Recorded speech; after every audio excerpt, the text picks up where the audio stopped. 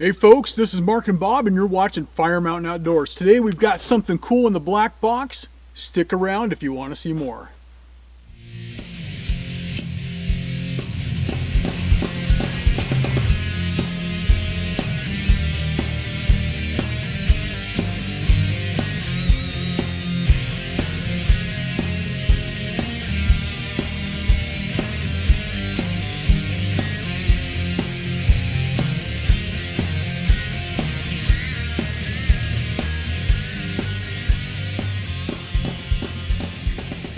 So what we've got here is the Canik. This is the 9mm. This is a striker fired pistol. This is their TP9SA single action pistol. So anyway, gonna have first shots fired today. Silent Mark here is gonna give you his thoughts at the end, probably doing a mime impersonation because all he can think about right now is steam powered giraffes. Stick around.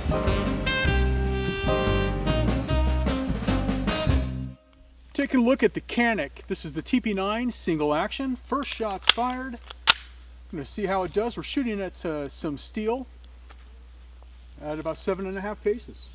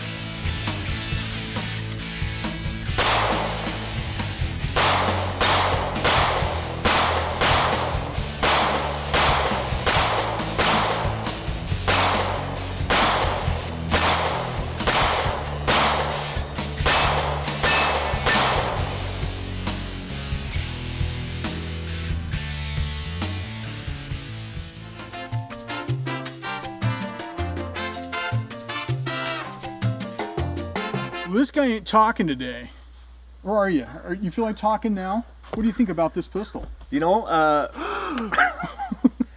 can't help it, Bob. This is the Canik, and I'm glad you got it. This is a great value. What was the price you paid for this? $349.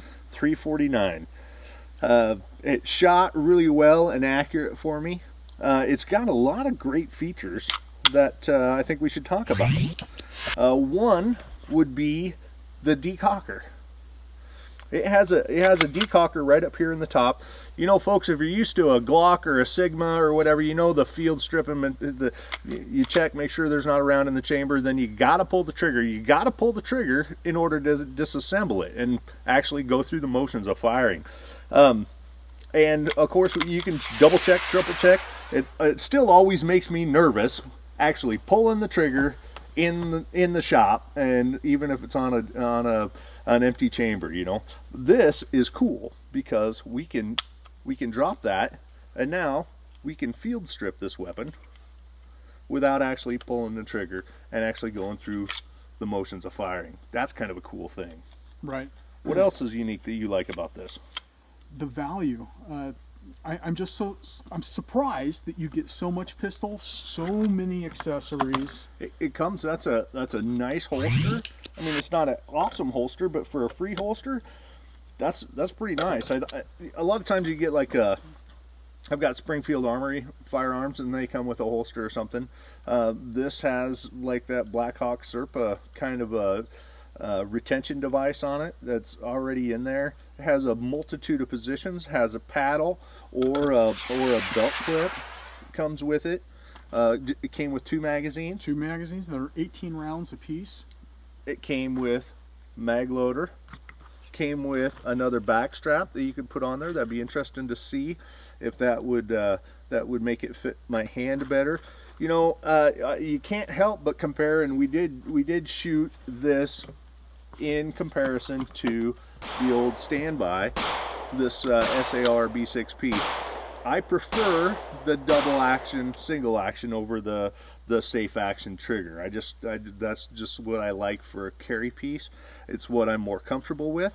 But there are some advantages that this Canik, the biggest advantage in shooting and loading is with the design of the Witness. We have a very small slide surface to grasp and actually cock it. This, of course, has a much larger surface, just like your Glock or your full length, just because of the fact that the slide rides over the outside instead of on the inside. On the inside, right. The controls are very easy to access. I like the magazine release. I've never been a big fan of the nearly flush slide releases like on the Glock. Much like on the Glock, right. But this seems to work really well. It's got a wider surface than what you find on a Glock. Yes. It's in a really good position where you don't have to reposition your hand if you have less than ape-sized hands. You know, much like myself. Some people may like it or not like it. It does have a loaded chamber indicator right here, and it also has an indicator on the rear that indicates whether that has been cocked or decocked. Right. So at a glance, you can, or even feeling, you can tell whether it's got a round in the chamber and if it's ready to go, tactily in the dark or visually looking and seeing without actually having to actuate it. And if it has been decocked and it has a round in the chamber, you don't have to fully eject that round. You can just partially pull that back and it cocks it. Safety check will bring that back into cock mode. That's right. It keeps that round right in battery. At $350, I think it's definitely a bargain. The question would be, would you want to step up the other $150 to a Glock? We're not going to get accessories like this holster that you may or may not use, well, you get a loader with it. Get a loader with it, and you'll get a couple magazines, maybe 3 depending on the model you get. Mm-hmm.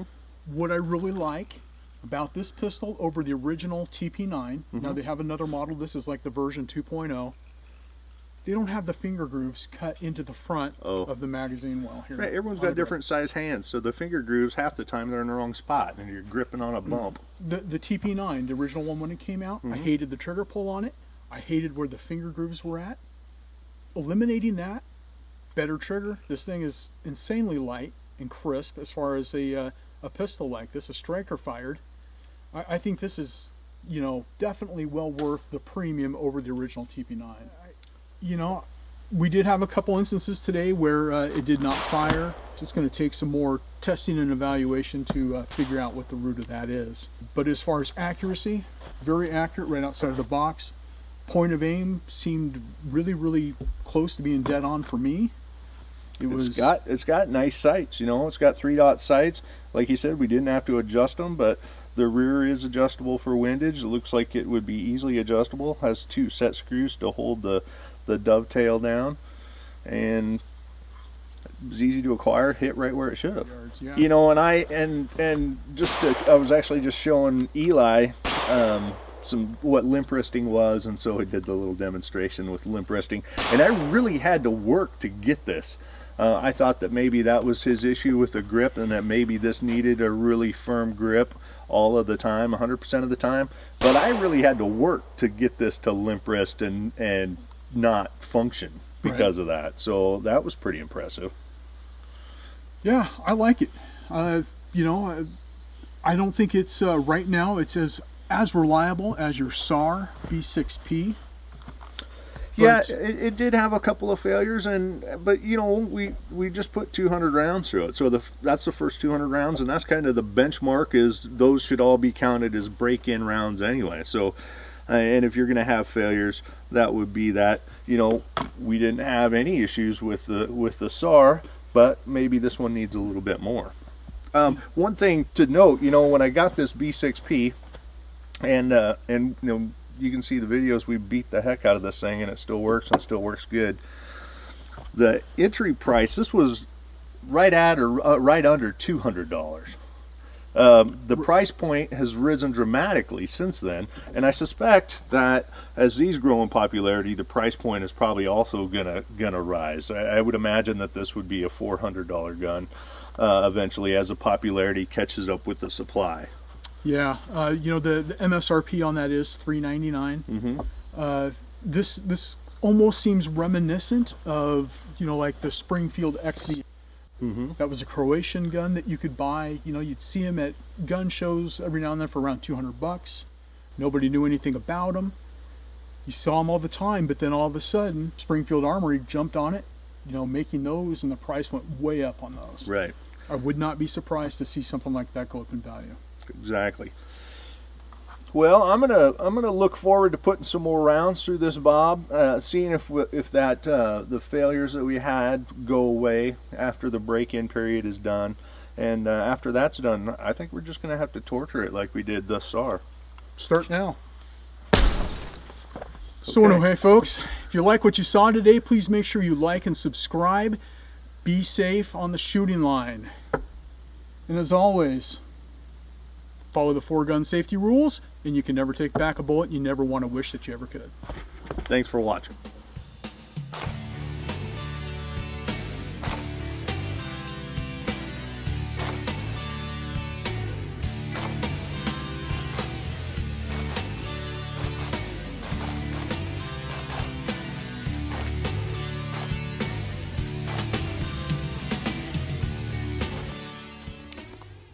So far, today, run another 100 rounds through it, not a single failure. Maybe just the break-in period, maybe it was just the case of just putting the proper lube in it. But whatever the case is, it seems to be doing pretty good today. I've got a few more rounds to go. So far, Canik. Turkey's making some really good stuff. Wouldn't be at all surprised the price goes up on these.